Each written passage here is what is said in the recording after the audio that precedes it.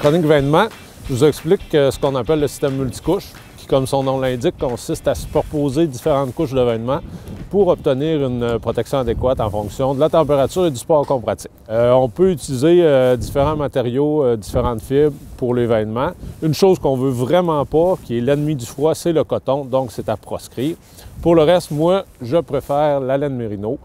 Ça offre une très bonne protection thermique, en plus d'être efficace même quand c'est humide. Et puis, ça a la caractéristique d'être antibactérien. Donc, on dit bye-bye aux odeurs si on a à le porter plusieurs jours. Donc, en gros, en quoi ça consiste? On va avoir 3 couches principalement.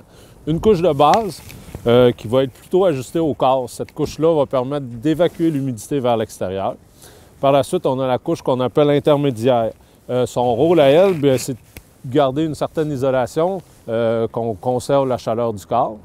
Et puis, en terminant, on va avoir ce qu'on appelle une coquille. Donc, on va aller soit dans le Gore-Tex, le Neo-Shell, le Soft-Shell. Cette couche-là, ce à quoi elle sert, c'est de se protéger des intempéries, puis ça coupe le vent.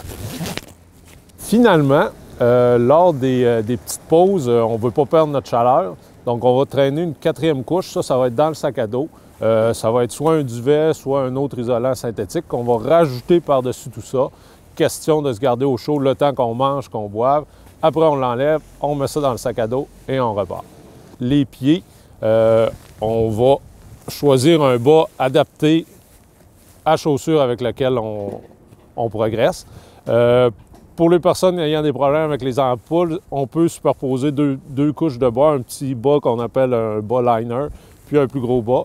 Encore une fois, faire attention de ne pas être trop serré et pas trop lousse dans vos bottes.